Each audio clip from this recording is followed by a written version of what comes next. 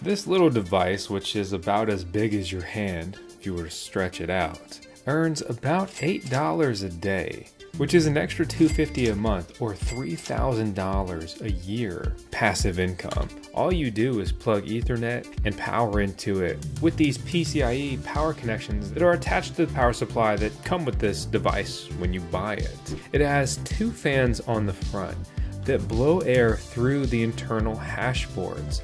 These hash boards are basically a bunch of little computer chips that do one specific thing. That makes them an application-specific integrated circuit chip, or an ASIC chip, which means this is an ASIC miner. And if you don't want to do an Ethernet setup, these models also include a Wi-Fi adapter, which is that little antenna piece. But you still need to plug in Ethernet to get it online the first time and set up the Wi-Fi functionality. These devices, or this little mini ASIC miner, barely makes any noise.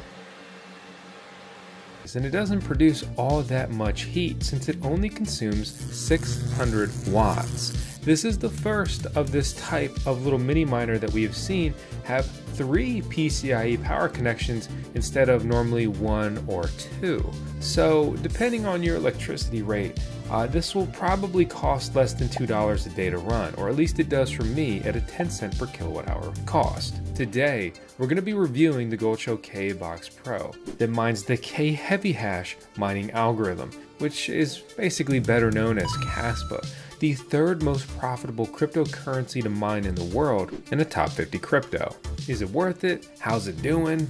What makes this the pro version, comparing it to its predecessor, and what does the future look like for not only this little mini miner that is easy to deploy in your house, but also just the future of the coin that it mines, because their fates are absolutely intertwined.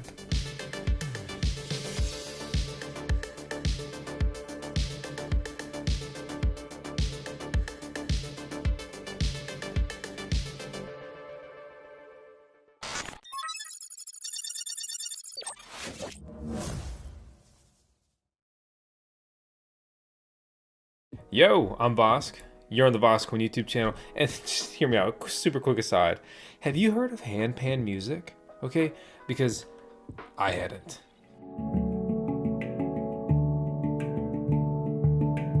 This is very cool. It sounds like a lot of the music in video games that I enjoy. The vibe is especially in line with things like pixel art, modern pixel art games and things like that. But anyway, all I know is I'm like, maybe my instrument is a handpan. But then I look them up and they're pretty expensive. So I'm trying to find someone local to give it a spin before I drop the investment on one of those things. So let's look at the GoldShell KA-BOX Pro. I've had this for a couple of days now. We can see my 24-hour mining performance is at 1.6 terahash a second. This device is supposed to hash at 1.6 terahash a second while consuming 600 watts of electricity. So that's good. With that performance, it has earned about 49 Caspa coins. And I'll cut in a screenshot when I get another day of mining profitability data to just have a bit more data. But I just got this in and I'm trying to turn this video around really quickly because I got mine personally from ASIC Marketplace. We've got the best coupon code in the game with them, which I'll put in the video description below. If you use our link, nothing to do with our code, you have to use our link if you want to support the channel when you buy one of these. But with the code, it's not really priced much differently than if you were to just go and buy it directly from GoldShell. ASIC Marketplace also includes a power supply, which GoldShell does not always include a power supply. And to my understanding, this specific listing they have up now does not include a power supply. So with the code and a PSU, you actually come out ahead in my opinion. But as always, I want to show you the manufacturer route to buy things as well as a reseller, because in this era of mining, normally the resellers actually come out as better deals. So I mean, this is suited to be one of the best at-home mining rigs right now. Speaking of mining, have you heard about emcd.io? They made today's video possible. They have a mining pool in conjunction with many other things, like teaming up with Venus and offering firmware for Bitcoin miners and Litecoin miners. They've built their own wallet, as well as launched a peer-to-peer buying and selling platform for cryptocurrencies. And to bring it back to their multi-coin mining pool, they allow you to mine many different cryptocurrencies, including Caspa. Use our code to get a discount on your mining fees with our link out in the video description below. Caspa has gone up significantly in the last week, which is making a big difference in that bottom line of mining profitability. I mean, it's up a cool 36%. That's $1 billion market cap increase, right? Caspa is commanding a market cap of $4.5 billion. That's a lot. That's more than Ethereum Classic. That's almost as much as Litecoin. It's doing $1.8 million in daily emissions right now. That's the amount of coins going out to miners every day. If we compare this to the previous KA box model, it is mining 0.4 terahash faster and it consumes 50% more electricity. But here's the kicker. My KA box never performed like it was supposed to. They advertised 1.18. Mine's really never done better than 1.1 on average. So it's really a 0.5 terahash a second increase in my opinion. It's reportedly a little bit louder, but nothing that I really noticed in my testing. I also run a box fan on it for supplemental cooling because these miners have been running very hot. Goldshell is pushing these to the absolute limit. So this is what the daily mining profitability looks like from a calculated point of view. And if we go over to CoinGecko, we punch in Caspa, we'll see it's the 29th biggest cryptocurrency right now, and mining about 49 coins. We are beating mining profitability projections pretty substantially, I may add, because we're projected, and that's why calculators get you in the ballpark, but they're never totally accurate, which is why I always bring you my real world mining profitability here on these videos, so you have better data to make whatever decision you want to do, whether you want to get it or you don't. So $8.3, $8.30. I've mined $9.30. Sure, it's only $1, but that's a substantial increase percentage wise. And when you really break that out, right, 9.3 times 30 is 280 as opposed to 250. We break that over 12 months, it's an extra $350. That alone will account for your electricity bill, right? At least for me. I'm paying $2 a day times 365. Okay, I did the math wrong, but it'll help offset the associated electricity bill there. So let's log into the miner. The setup, obviously, stupid easy. You plug it in and then you copy and paste your mining pool information.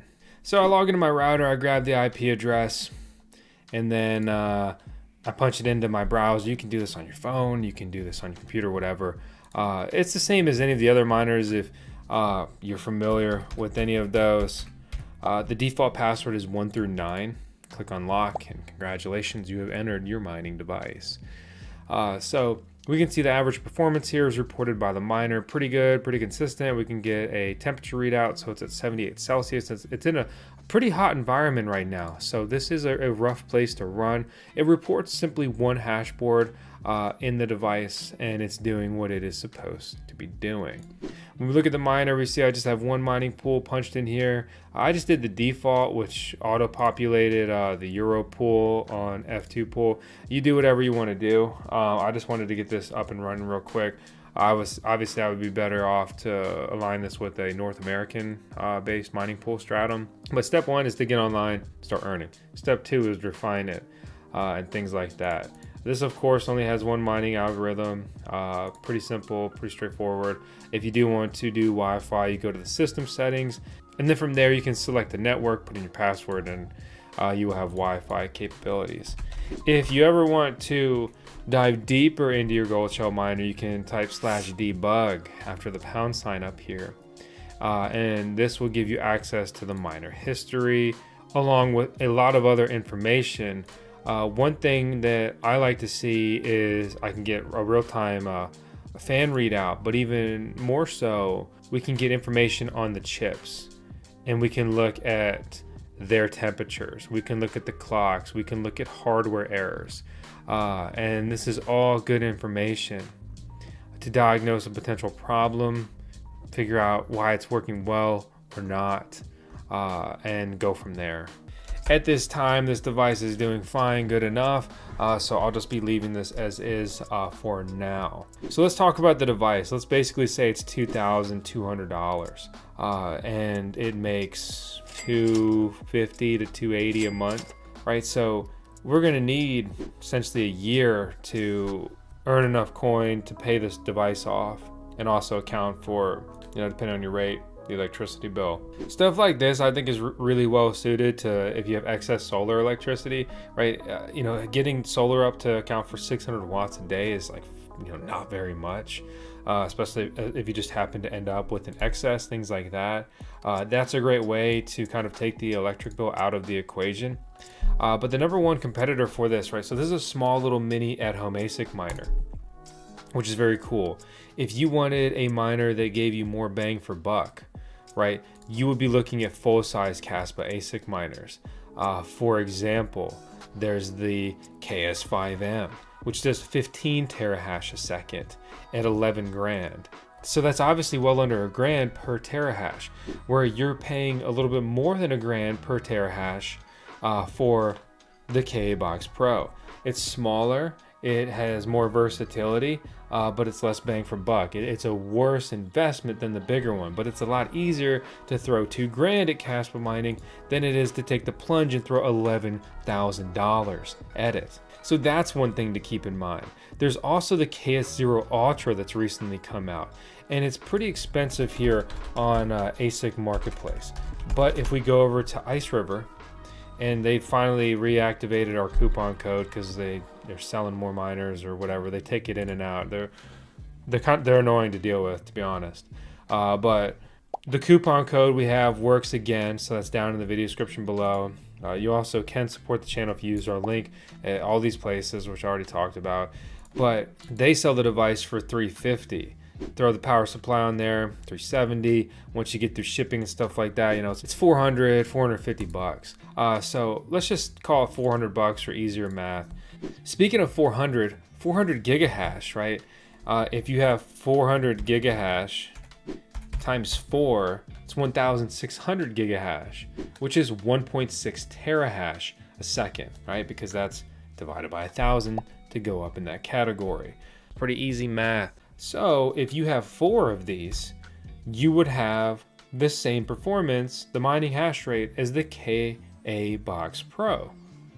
Okay, let's say this also happens to cost me $400 times 4, which did the same math again. I know math is hard, that's why we do it twice.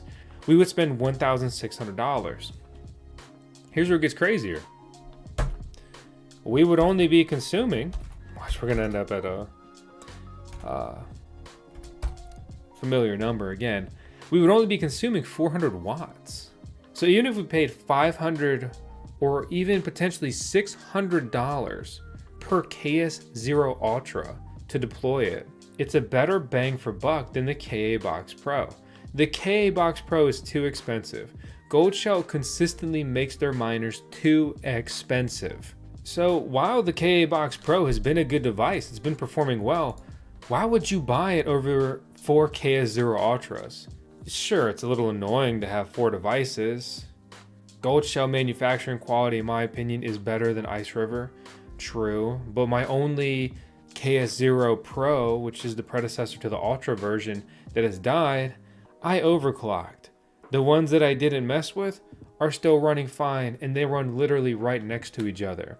And even my original KS0 not Pro that has been overclocked has not died, as it sits right next to my KS0 Pro that was overclocked and did die. So take from that whatever you will. The point is, KA-Box Pro is a good miner. It's a good thing.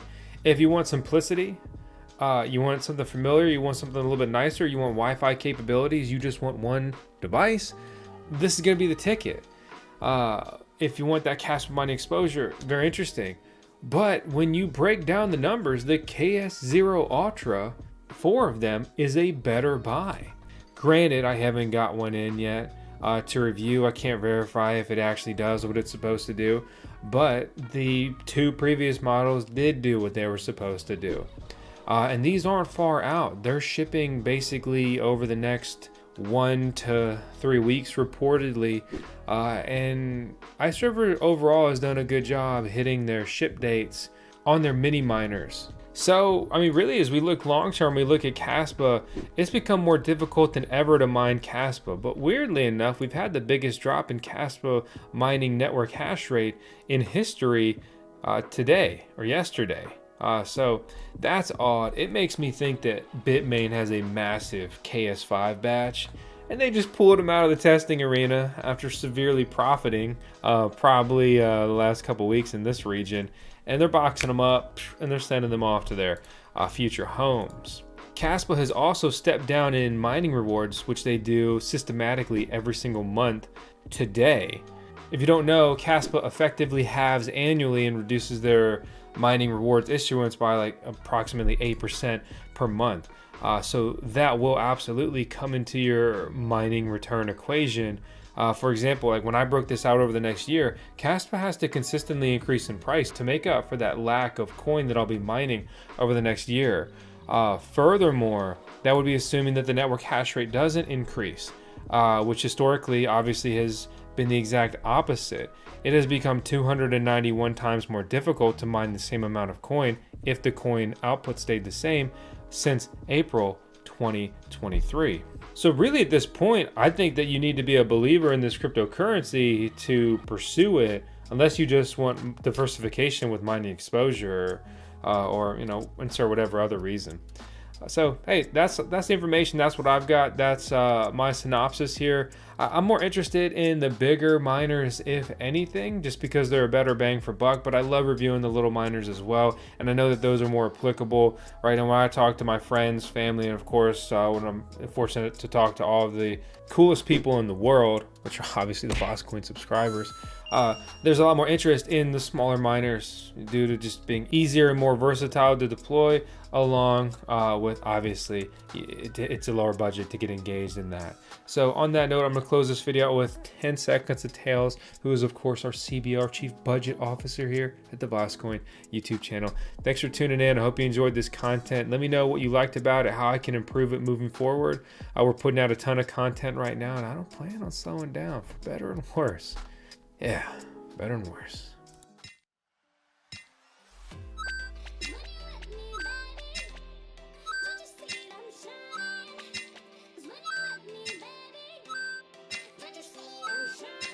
Let me